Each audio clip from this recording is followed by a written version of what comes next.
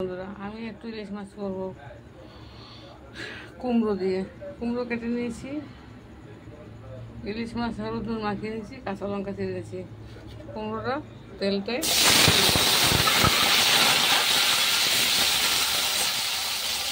কুমড়োটা ভাজা নিয়ে তুলে নেব।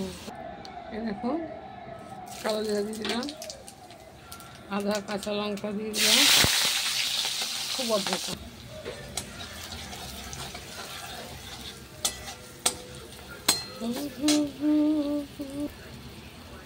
এখন হলুদটা দিয়ে দিলাম, এরপর একটু জল দিয়ে দিলাম, এরকম মাছটা দিয়ে দিলাম, মাছটা দিয়ে নেড়ে চেড়ে জল দিয়ে দিলাম। এরকম আমি জলটা দিয়ে দিলাম, হয়ে গেছে মাছটা ভাজা।